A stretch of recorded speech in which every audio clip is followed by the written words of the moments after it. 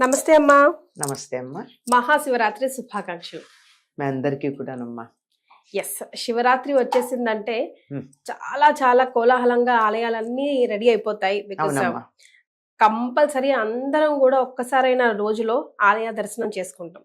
ఈ శివరాత్రికి మనం ప్రతి ఏటా చేసేదే. మనం గుర్తుంచుకోవాల్సిన విషయాలు ఇంకొకసారి గుర్తు చేద్దాం. ఉమ్, సో ఏమేం చేయాలి, ఏమేం చేయకూడదు. ఇప్పుడు దేవుడిని అంటే ఆదివారం మాక్సిమం ఈ సంవత్సరం పండుగలన్నీ ఆదివారమే అదే వచ్చేస్తాయి. కదా పాపం. హాలిడే మిస్ అయిపోతున్నాం మేము. ఉద్యోగస్తులందరూ బాధపడుతున్నారు, మాలాంటి వాళ్ళందరూ ఇబ్బంది పడుతున్నాం. ఎస్. సో చిత్రపటాలు కానీ మన ఇంట్లో క్లీనింగ్ కానీ అవన్నీ ఎప్పటి నుంచి స్టార్ట్ చేయాలి, అండ్ ఉపవాస దీక్ష పాటించే వాళ్ళు ఎలాంటి ఉపవాస దీక్ష ఎప్పటి నుంచి స్టార్ట్ చేయాలి, ఇవన్నీ. అమ్మా, శుభ్రం చేసుకోవడం అనేది ఎప్పుడూ చేసుకోవచ్చు అమ్మా. కాకపోతే దేవుళ్ళని రోజు శుభ్రం చేయడం చాలా మందికి కష్టం. ఉమ్, ఇప్పుడు ఎంతమంది మందిరం ఉందనుకో, మందిరంలో ఏవో కొన్ని ఛాయాచిత్రాలు అంటే ఫోటోలు పెడతారు, ఉమ్, కొన్ని ఫోటోలు పెడతారు, కొన్ని విగ్రహాలు పెడతారు. వాటన్నిటిని అలంకారప్రాయంగా ఉంచి వాటికి బొట్టు పెట్టి పూలు పెట్టి చేస్తారే గాని రోజు కడగడం చేయరు కదా. ఉహు, అట్లాంటివి పండగకి ముందు రోజు చేసుకోవచ్చు, ఉమ్, తెల్లవారితే పండగ అనగా చేసుకోవచ్చు. అప్పుడు ఏదైనా కుదరదు అనుకుంటే ముందు రోజుల్లో కూడా చేసుకోవచ్చు. ఉమ్, శుభ్రంగా ఉండాలి. ఉమ్, కానీ అలా శుభ్రంగా చేసుకుని ఆ పండగకి సిద్ధపడడంలో ప్రధానంగా కొన్ని పండగలకి ఇళ్ళంతా కడుక్కునే పద్ధతి ఉందమ్మా. ఉమ్, అన్ని పండగలకి చేయలేరు అందరూ. ఉమ్. కానీ శివరాత్రికి బూజులు అవి దులుపుకోవడం అవన్నీ చేస్తాం కదమ్మా. అవన్నీ ఇప్పుడు అన్ని పండగలకి చేస్తామమ్మా, చెయ్యం. బూజుల దులుపుకోవడం. ఆహాహా. కానీ మెయిన్ శివరాత్రికి మాత్రం ప్రత్యేకంగా తప్పనిసరిగా ఓపిక ఉన్నా లేకపోయినా ఇల్లు కడిగేసుకుంటారు, పండగ. అంతే. తప్పనిసరిగా కడుగుతారు. అటువంటిది ఇల్లు కడుక్కోవడం, దేవుడు గది శుభ్ర పెట్టుకోవడం అవన్నీ వీలైనంత ముందు చేసుకోవచ్చు, లేదంటే శనివారం చేసేసుకోవచ్చు. ఉమ్, ఎందుకంటే ఒక పండగ అంటే మామూలు పండగ మాట నుంచి ఒక పర్వం వస్తోంది అంటే తప్పనిసరిగా ఉమ్, మనం ఒక రోజు ముందు నుంచి దానికి సిద్ధపడతాం. ఉమ్. ఎస్, రేపేం జరుగుతోందో దానికి కావాల్సినవన్నీ వాళ్ళు చేసుకుంటాం కదా. చేసుకుంటాం. అంచేత భౌతికంగా చేయడం అనేటటువంటి విషయాలే కాకుండా తప్పనిసరిగా మానసికంగా కూడా మనం సిద్ధపడాలి. ఎస్, ముఖ్యంగా శివరాత్రికి. శివరాత్రికి మానసికంగా సిద్ధపడాలి అంటే ముందు రోజు నుంచి నియమాలు పాటిస్తారు. అంటే ముందు రోజే సాత్విక ఆహారం తీసుకోవడం, ఏమాత్రం అవకాశం ఉన్నా సాయంకాలం భోజనం చేయకుండా ఉండడం. ఉమ్, ఇంకా అనారోగ్యం ఉండి చేయలేము అంటే అది వేరే మాట. మరే. లేదంటే ఏ ఫలహారం అంటే నిజంగా ఫలాహారం, ఉమ్, ఫలమునే ఆహారంగా ఫల ఆహారం, ఉమ్, అలా ఫలాలనే ఆహారంగా తీసుకోవడము చేసుకుంటారు. ఉమ్, ఇంకా శివరాత్రి ఉదయం నుంచి రేపు ఉదయం దాకా అంటే 24 గంటల పాటు శివరాత్రి పర్వాన్ని జరుపుకుంటాం. ఉమ్, దాన్ని పండగ అనడం కన్నా పర్వం అనడం సరిపోతుంది. ఉమ్. ఎందుకంటే ఆ సమయంలో మనకు అనేకమైనటువంటి ఆధ్యాత్మికమైనటువంటి ఎదుగుదలకి అవకాశం ఉన్న సమయం అది. ఉమ్, ఎందుకు చేస్తాం ఇవన్నీను? భౌతికంగా అంటే లౌకికంగా ప్రపంచంలో ఉండే విషయాల్లో మనం బాగా అభివృద్ధి చెందడానికి చేసేవి చాలా ఉండగా ఆధ్యాత్మిక ఔన్నత్యం కూడా చేసే ఉంటాయి కదా. అమ్మా. అటువంటి వాటిల్లో మనకి బాగా ఉన్నత స్థితికి తీసుకెళ్ళడానికి సహకరించేటటువంటిది ఈ శివరాత్రి. శివరాత్రి మన పండగలు కూడా అమ్మా, ముఖ్యంగా ఇప్పుడు శివరాత్రి అంటే ఇంకా చలికాలం అయిపోయింది, ఎండాకాలం వచ్చేస్తుంది, శివ శివ అనుకుందాము సరి శివ శివ అంటుంది అని అంటాం. అది మామూలుగా అంటే ప్రాంతాన్ని బట్టి కొంచెం అటు ఇటుగా తేడాలు. ఒక 4 రోజులు బాడీని మాత్రం రాబోయే ఎండాకాలానికి ప్రిపేర్ చేసుకుంటున్నట్టే కదా. చేసుకుంటాం. ఇక్కడి నుంచే చన్నీళ్ల స్నానాలు. అంటే మాఘమాసం అయిపోయింది కదా, అసలు మాఘమాసంలోనే మాఘ స్నానాలను తెల్లవారుదామున స్నానాలు చేస్తారు. ఆ విధంగా అంటే కార్తీకం అయిపోయాక మార్గశిరంలో తెల్లవారుదామున చన్నీళ్ల స్నానాలు చేయాలన్న నియమం అందరికీ లేదు. ఎవరైతే ధనుర్మాస వ్రతం చేస్తారో వాళ్ళకి, వాళ్ళు కూడా నదిలోనే ఎక్కడో అక్కడ స్నానం చేయడం, సూర్యోదయానికన్నా చాలా ముందుగా చేసి వెళ్ళడం అది ఉంది. ఇక్కడ మాఘ స్నానాలకు ప్రత్యేకంగా ప్రాధాన్యం ఉంది. ఇంకా మాఘమాసంలో చివరిది అయిపోయింది కదా. ఇంకా తర్వాత నుంచి వచ్చేది శివరాత్రి 3వ రోజు నుంచి వచ్చేది ఫాల్గుణ మాసం. అంచేత ఇది తప్పనిసరిగా మార్పు, ఋతువులో వచ్చేటటువంటి మార్పుకు సంబంధించినటువంటి విషయం ఇది. ఇది శారీరకంగా, లౌకికంగా, ఆరోగ్యపరంగా మనని మనం సిద్ధం చేసుకోవడంతో పాటు ఆధ్యాత్మికంగా కూడా సిద్ధపడతాం కదా. అమ్మా. ఆ సిద్ధపడడానికి సంకేతంగా ముందు రోజునే కొన్ని నియమాలు పాటిస్తాం. ఉదయం నుంచి రేపు ఉదయం 24 గంటల వరకు శివనామ స్మరణతో ఉంటాం. ఉమ్, దీంట్లో ప్రధానంగా చెప్పేటటువంటి నియమాలు ఏమిటంటే శివుడికి అభిషేకం చేస్తాం, ఉమ్, తర్వాత ఉపవాసం ఉంటాం, ఉమ్, రాత్రి జాగరణ చేస్తాం. ఉమ్. ఇవి కదా. ఎస్. ఈ అభిషేకం అయిన తర్వాత ఆయనకి చేసేటటువంటి అర్చనే ఉంది బిల్వార్చన. అంతేగా. ఉమ్, పెద్దగా ఆయనకి మీరు రకరకాల పూలు తెచ్చి చెయ్యండి, రకరకాలైనటువంటి వస్తువులతో చెయ్యండి అని చెప్పంగాని ఉమ్, అభిషేకంలో కూడా ఒక్కొక్క ద్రవ్యంతో అభిషేకం చేస్తే ఒక్కొక్క ఫలితం ఉంటుందని కూడా మనకి చెప్తూ ఉంటారు. అవునమ్మా. అవన్నీ చేయలేకపోయినా ఉమ్, జలాభిషేకం చేయడానికి అభ్యంతరం ఏముంది? మరి. ఏదో చెప్తారు, చారెడు నీళ్లు, చిటికెడు విభూతి, ఒక బిల్వం అట ఆయనకి. ఉమ్, చాలా సంతోషిస్తాడు ఆయన. ఉమ్, ఇక్కడికి వచ్చేటప్పటికి చాలా మందికి సందేహాలు. అమ్మా. ఉపవాసం అంటే ఏమిటి, ఏమిటి, ఎలా చేయాలి, ఎలా ఎప్పుడు చేయాలి? చేయాలి, ఎప్పుడు విరమించాలి, ఒకవేళ మధ్యలో ఆకలిస్తే ఏంటి పరిస్థితి? ఉప అంటే సమీపంలో, వాసం అంటే ఉండడు. ఎన్నో సార్లు చెప్పుకున్నాం, మళ్ళీ చెప్పుకుందాం. ఉమ్, ఎందుకంటే ఇంతకు ముందు వినని వాళ్ళు ఉండొచ్చు, విన్నా మర్చిపోయిన వాళ్ళు ఉండొచ్చు. అమ్మా. అంచేత ఉమ్, ఏమిటి ఎవరి సమీపంలో ఉండడం? ఇది శివుడికి సంబంధించిన వేడుక గనక, శివ సంబంధమైంది గనక శివుడికి సమీపంలో ఉండడం. ఉమ్, శివుడికి సమీపంలో ఉండటం అంటే ఆయన దగ్గర కూర్చుని ఏవో పనులు చేసుకోవడం కాదు కదా. శివలింగం పక్కన కూర్చొని పుస్తకాలు చదువుకోవడం, ఉమ్, శివలింగం ఎదురుగా కూర్చొని కబుర్లు చెప్పుకోవడం, ముచ్చట్లాడుకోవడం, పేకాడుకోవడం, ఉమ్, సెల్ ఫోన్లు చూసుకుంటూ ఉండడం, ఉమ్. ఇది ఆయన దగ్గర ఉన్నట్టు కాదు కదా. కాదమ్మా. మనసు పూర్తిగా శివుడి దగ్గర పెట్టడం. ఉమ్, ఆ విధంగా మనసు దేవుడి దగ్గర పెట్టాలి అంటే ఏం చెయ్యాలి? శరీరం సహకరించాలి. శరీరం సహకరించాలంటే ఏమవుతుంది? కాసేపు ఖాళీగా కనుక కూర్చున్నట్టయితే కదా ఉమ్, కునికి పాటలు వస్తాయి. ఉమ్. అందులోనూ కడుపు నిండా అన్నం తిన్నట్టయితే అబ్బా చెప్పలేం, తృప్తిగా నిద్ర వస్తుంది. హాయిగా వస్తుంది నిద్ర. ఉమ్, మరి అటువంటిది నిద్ర రాకుండా ఉండాలి అంటే, ఉమ్, మన మనసు మేలుకుని ఉండాలంటే, ఉమ్, మనసు చైతన్యవంతంగా ఉండాలంటే ఉపవాసం చేయమన్నారు. ఉమ్. అందుకని ఉపవాసం అనగానే అన్నం తినకుండా ఉండడం అనేటటువంటి ఒక అభిప్రాయం మనకి ఏర్పడింది. ఉమ్, కానీ భగవంతుడి దగ్గర కూర్చుని ఉండడానికి, మన మనస్సు దైవ సాన్నిధ్యంలోనే నిరంతరం ఉండడానికి ఈ ఉపవాసం అనే దాన్ని పదం ఉపయోగించేది. అప్పుడు పాటించే నియమానికి ఉపవాసం అని పేరు. ఏమిటది అంటే ఉమ్, ఆహార నియమం. ఎటువంటి పరిస్థితిలో కూర్చుంటే ఉమ్, కాసేపు కూర్చోగానే అది నిద్ర రాకుండా, ఏ ధ్యాస పెట్టేట్టు. దైవాన్ని గురించి మనం తలుచుకుంటున్నామో ఆ దైవం మీద మన మనసు స్థిరంగా ఉంటుందో ఉమ్, దానిని ఉపవాసం, ఆహార నియమం అన్నారు. ఉమ్, అందుకని ఏం చేశారు? ఎందుకన్నా మంచిదని అసలేం తినకుండా ఉండడం మొదలుపెట్టారు చాలా మంది. ఉమ్, అది సరైనటువంటి ఉపవాస నియమం అని చెప్పలేం. అన్నం తినడం మానేస్తే దాన్ని లంఘనం అంటారు. జ్వరం వచ్చింది గనక ఏం తినకు, ఉమ్, కడుపు నొప్పి వచ్చింది గనక ఈ పూట నీళ్లు తాగుండు అని చెప్పేది ఉందే, ఉమ్, అట్లాంటిది అవుతుంది ఆహారం తినకుండా ఉంటే. ఉమ్, అమ్మా. ఆహారం తీసుకోకుండా ఉండడం యొక్క ప్రయోజనం ఏమిటి? మనసు భగవంతుడి మీద నిమగ్నం కావడం. ఉమ్, కడుపు నిండా అన్నం తిని ఇలా కూర్చుని ఓం నమ శివాయ, ఓం నమ అయిపోతుంది కదా.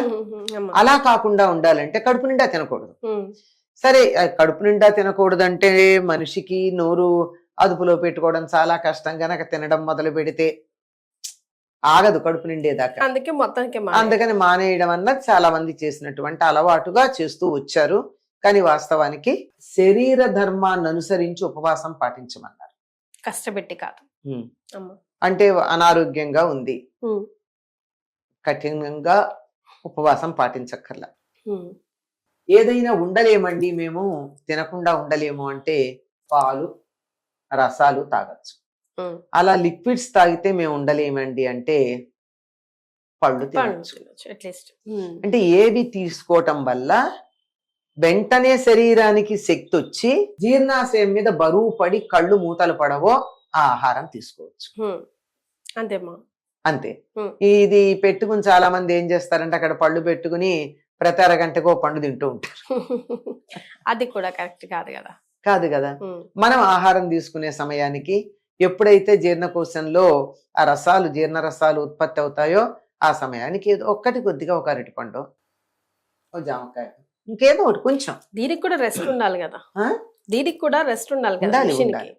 దానికి పూజ చేస్తూ ఉంటే మాకు నీరసం వచ్చేస్తుంది అనుకున్న వాళ్ళు మరి అది కదా.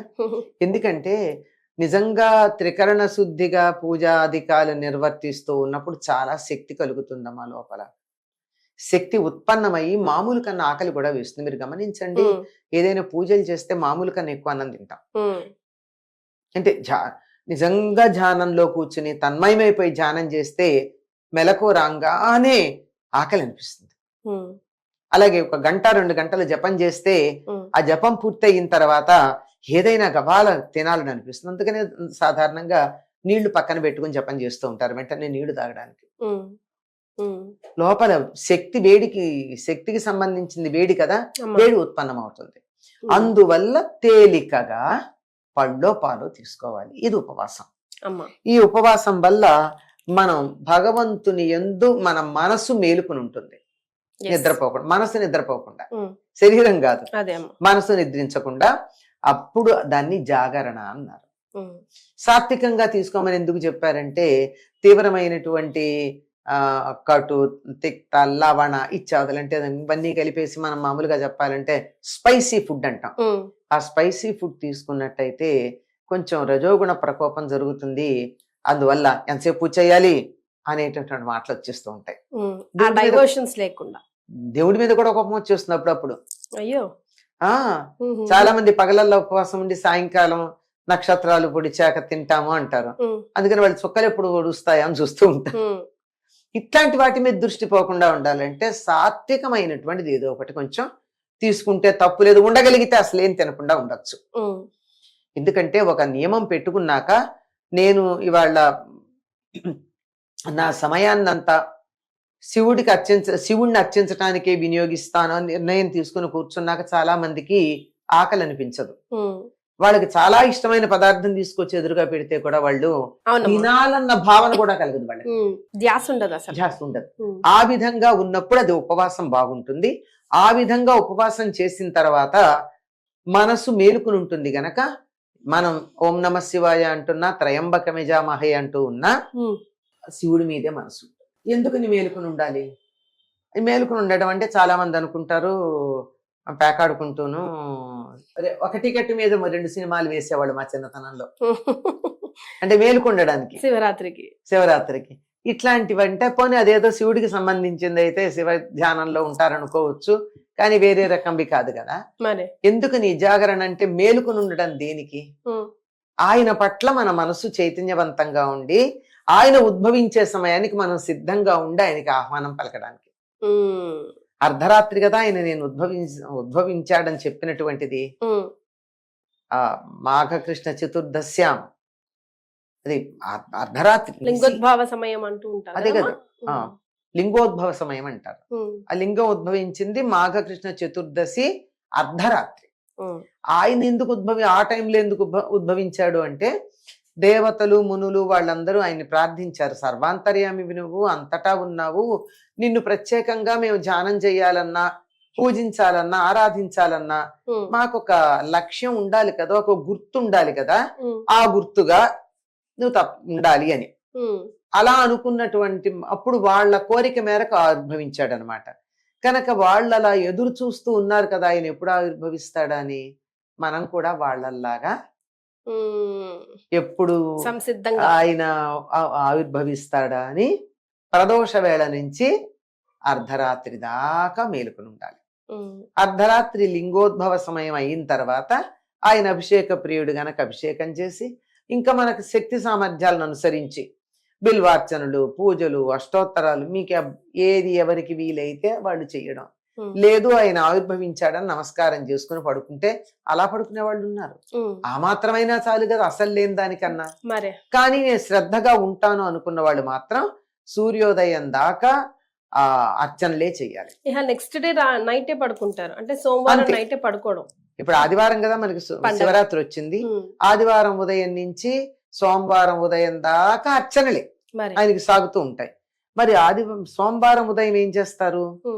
చక్కగా మామూలుగా నిత్యకృత్యాలు, నిత్య పూజలు అన్ని చేసుకున్నాక అప్పుడు వంటలు వండి నైవేద్యం పెట్టి లెక్క ప్రకారం మనకి శాస్త్రాల్లో ఏం చెప్పారంటే ముందు బ్రాహ్మణులకు పెట్టి ఉమ్, ఆ తర్వాత పసిపిల్లలు, వృద్ధులు, బాలలు, స్త్రీలు ఇలాంటి వాళ్ళకి పెట్టి ఆ తర్వాత ఎవరు ఈ కార్యక్రమం నిర్వర్తించారో వాళ్ళ చిట్ట చివరిని తినాలి. అమ్మా ఇది లెక్క. అమ్మా ఇదంతా అయిన తర్వాత 24 గంటలు నిద్ర లేదేమో, భోజనం చేయంగానే ఏమవుతుంది, నిద్ర వచ్చేసింది. అది పడుకుంటే జాగరణ ఫలితం ఉండదు. అమ్మో. మర్నాడు సాయంకాలం ఉమ్, చుక్క పొడిచేదాకా పడుకోకూడదు. అది లెక్క. కానీ బాగా నిద్ర వస్తే అప్పుడు ఏం చేయాలమ్మా? నిద్ర ఎందుకు వస్తుంది? బాగా తింటే వస్తుంది. మరి అప్పుడు తింటా.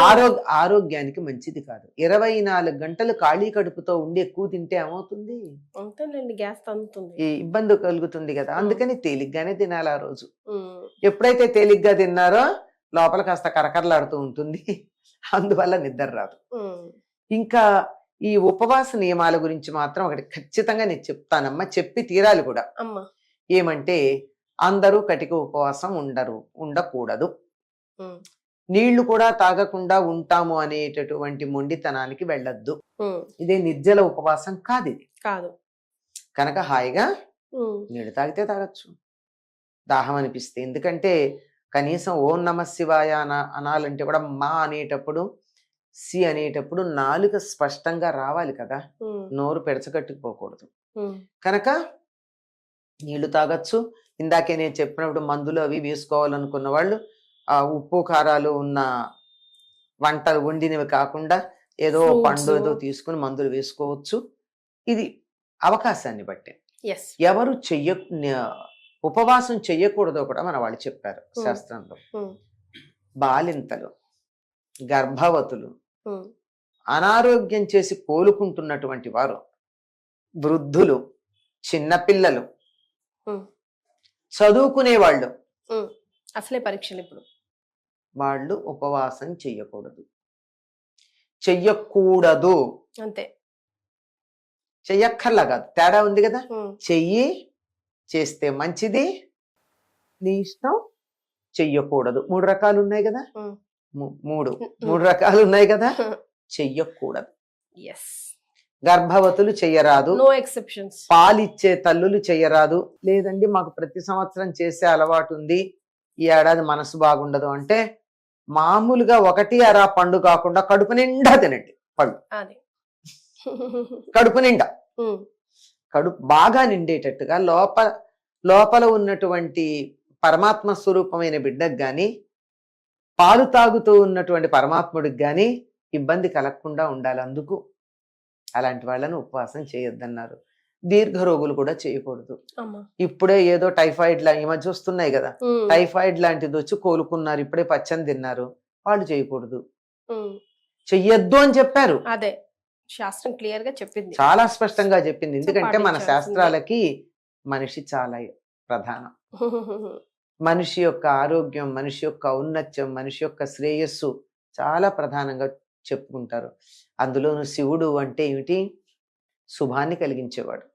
అటువంటి శుభాన్ని కలిగించేటటువంటి శుభంకరుడైనటువంటి శివుడిని గురించి అర్చన చేసేటప్పుడు ఇలా ఇబ్బందులు పడడం తప్పు కదా.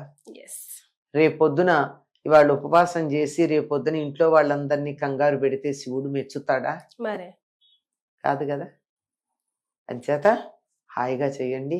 ఏ క్షణాన ఆకలి అనిపించిందో, నీరసం అనిపించిందో, తినాలనిపించిందో, శివుడి మీద మనసు చెదిరిందో శివుడి మించి, ఆ క్షణాన్ని వెళ్ళి తినేయడం మంచిది. మనసులో రాకూడదు కోరిక. వచ్చింది అంటే శివుడి కన్నా నీకు తిండి మీద మనసు ఎక్కువైంది కదా, అది తీర్చేసి అప్పుడు శివుడి దగ్గరకు వచ్చు. అట్లీస్ట్ అప్పుడు కాన్సన్ట్రేట్ చేయొచ్చు, అప్పుడు దాని మీద దృష్టి పెట్టడానికి వీలవుతుందని చెప్తారు. ఎన్నో మంచి విషయాలు తెలుసుకున్నామమ్మా. మళ్ళీ ఒకసారి ప్రతి ఏడాది లాగా థ్యాంక్ యూ సో మచ్. ధన్యవాదాలు. నమస్తే.